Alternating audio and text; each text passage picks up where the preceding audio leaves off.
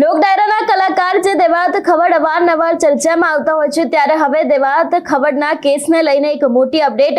દેવાત ખવડ સહિતના આરોપીઓનું medical checkup છે તે પૂરું થઈ ગયું છે અને હવે આગામી સમયમાં તે લોકોને કોર્ટમાં રજૂ કરવામાં આવશે. વિગતે ચર્ચા કરીએ સમગ્ર વિષયની. નમસ્કાર, હું હંસિની અને તમે જોઈ રહ્યા છો નિર્ભય ન્યૂઝ. લોકડાયરાના કલાકાર દેવાત ખવડ કે જેમની ગઈકાલે પોલીસે ધરપકડ કરી હતી ને તેમની સાથે જે બીજા લોકો હતા એ લોકોને સાંજે પોલીસ સ્ટેશન લઈ જવામાં આવ્યા હતા, પરંતુ ક્યાંક આજના દિવસની એક મોટી અપડેટ. દેવાત ખવડના કેસમાં દેવાત ખવડ સહિતના જે લોકો હતા એ દરેક લોકોનું મેડિકલ ચેકઅપ કરવામાં આવ્યું છે. આ મેડિકલ ચેકઅપ અત્યારે હાલ પૂર્ણ થઈ ગયું છે ને આજે લગભગ સાંજના સમયે કોર્ટમાં તેમને રજૂ કરવામાં આવશે એવી વિગતો સામે આવી રહી છે. ગઈકાલે આપણે જોયું હતું કે ધરપકડ બાદ પોલીસ દ્વારા પ્રેસ કોન્ફરન્સ કરવામાં આવી હતી અને આજ કોન્ફરન્સની અંદર ઘણી બધી માહિતી આપવામાં આવી હતી.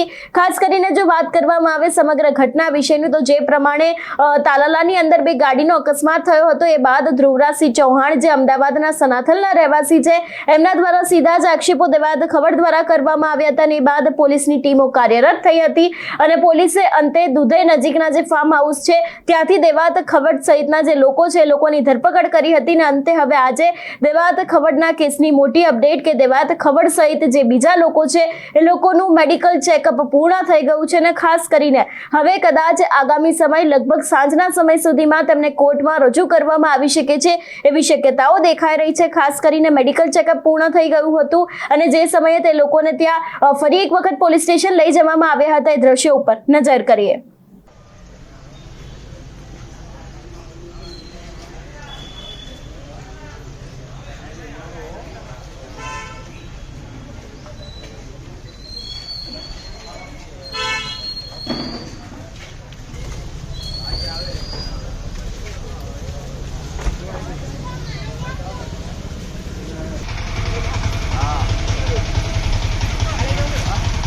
જાવ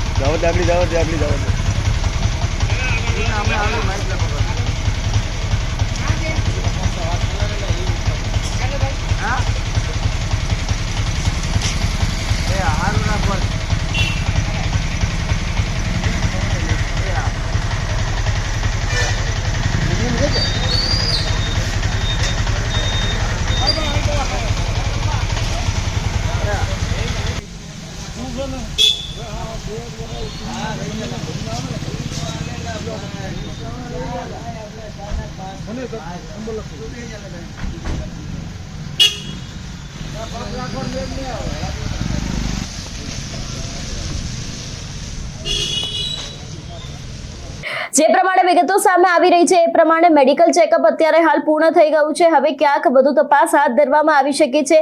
આજે દેવાત ખવડની પ્રાથમિક પૂછપરછ પણ થશે એવી પણ વિગતો સામે આવી રહી છે. ખાસ કરીને આ પ્રાથમિક પૂછપરછની અંદર દેવાત ખવડના કેસની મોટી અપડેટ પણ સામે આવી શકે છે અને ખાસ કરીને કેવી રીતે કરવામાં આવ્યું હતું, શું ખરેખર જૂની અદાવત હતી કે કેમ, તેની સાથે સમગ્ર ઘટના કેવી રીતે બની હતી, એ જ દરેક વાતને લઈને ક્યાંક ને ક્યાંક હવે ક્યાંક આજે પ્રાથમિક પૂછપરછમાં મોટા ખુલાસા થઈ શકે શકે છે એવી શક્યતાઓની વચ્ચે જે પ્રમાણે દેવાત ખબર સહિતના આરોપી છે એ લોકોનું મેડિકલ ચેકઅપ અત્યારે હાલ પૂર્ણ થઈ ગયું છે અને હવે આગામી સમય લગભગ સાંજના સમય સુધીમાં તે લોકોને કોર્ટમાં રજૂ કરાશે એવી પણ સૂત્રો પાસેથી માહિતી મળી રહી છે।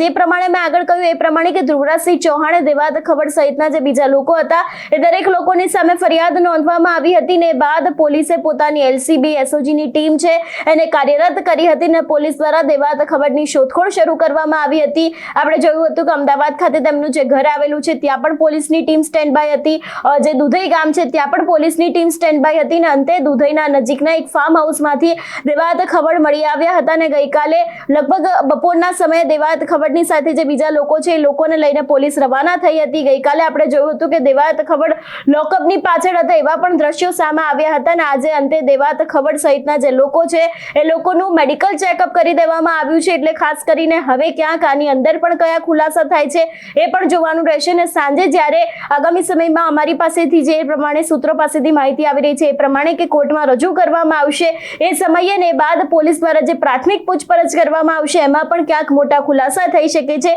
એવી શક્યતાઓ લાગી રહી છે। વાત કરવામાં આવે ધ્રુવરાજસિંહ ચૌહાણ વિશે તો જે સમયે મીડિયાના મિત્રોએ તેમની સાથે વાતચીત કરી હતી ત્યારે તેમનું પણ ક્યાંક એવું જ કહેવું છે કે તેમને ખૂબ આનંદ થાય છે કે દેવાત ખબરની ધરપકડ કરી દેવામાં આવી છે। એટલે ખાસ કરીને હવે આગામી સમયમાં જોવાનું રહેશે કે આ કેસની અંદર કયો નવો વળાંક સામે આવે છે।